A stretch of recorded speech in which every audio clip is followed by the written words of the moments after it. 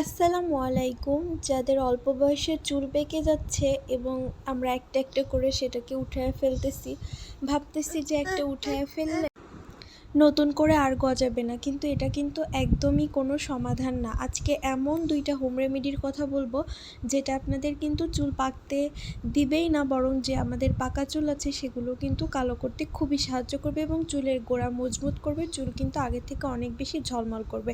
So আমার ভিডিওটা কিন্তু না টেনে শেষ পর্যন্ত দেখতে থাকুন। আমরা অনেকেই পার্লারে যে ক্যারোটিন করি, বোটক্স করি, এগুলারও কোনো প্রয়োজন পড়বে না যদি আমরা এই হোম রেমেডিটা ইউজ করি। এবং কিভাবে ইউজ করতে হবে সেটা আপনাদেরকে পুরো ডিটেলস আমি বলে দিব। আমরা জানি আমলকি এবং জবা ফুল এই দুইটা কিন্তু পাকা চুল কালো করতে কিন্তু খুবই হেল্প করে এবং যে আমাদের চুলগুলা থাকে যেগুলো হচ্ছে পাকা পাকা ভাব অথবা পেকে যাওয়ার সম্ভাবনা আছে, যাদের চুল পাকা শুরু করে দিচ্ছে অল্প বয়সে, তাদের চুলগুলো কিন্তু একদম পাকাটা বন্ধ করে দেবে, ইনস্ট্যান্ট বন্ধ করে দিবে। সো কীভাবে এটা ইউজ করবেন, অনেকেই আমরা এই জবা ফুলের সাথে বিভিন্ন ধরনের প্রোডাক্ট একসাথে অ্যাপ্লাই করে, মানে জবা ফুল, পেঁয়াজ, মেথি সবগুলো একসাথে মিক্সড করে অ্যাপ্লাই করি। সেক্ষেত্রে কিন্তু আমাদের যে জবা ফুলের আসল যে গুণাগুণটা সেটা কিন্তু আমাদের নষ্ট হয়ে যায় এবং আমাদের চুল যে পাকা সেই পাকায় থাকে। সো কীভাবে তাহলে অ্যাপ্লাই করবেন, আপনারা জাস্ট এটা হচ্ছে একদম লাল যে জবাটা আছে সেই জবাটা নিয়ে আসবেন। নিয়ে আসার পরে সেটাকে যদি আপনারা 2টা ইনগ্রিডিয়েন্ট একসাথে মিক্সড করেন, জবা ফুল এবং আমলকি, চাইলে সেটাও করতে পারেন। তবে আমি সবথেকে ভালোভাবে বলবো যে যে কোনো একটা প্রোডাক্ট আপনারা একটা করে ইউজ করবেন।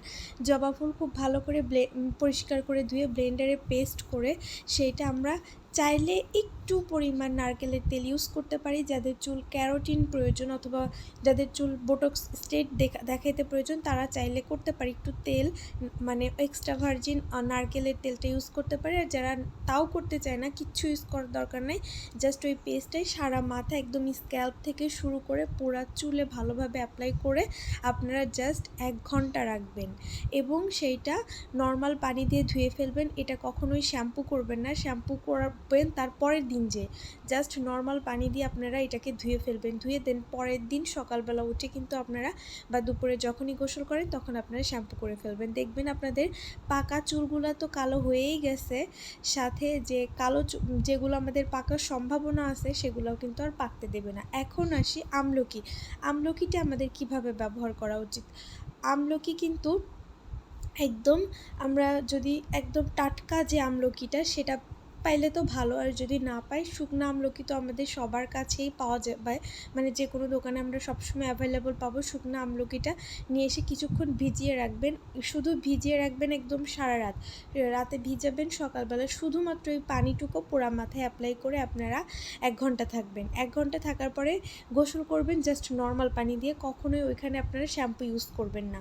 দেন পরের দিন যে আপনারা শ্যাম্পু ইউজ করবেন। এভাবে আপনারা জাস্ট 1 সপ্তাহ করে দেখেন যে আপনাদের রেজাল্ট আপনারা কী পরিমাণে ভালোভাবে পান, মানে আপনারা নিজে আমার ফিডব্যাক দিতে কিন্তু বাধ্য হবেন। সো এইভাবে কিন্তু আপনাদের পাকা চুল কালো করে ফেলতে পারেন।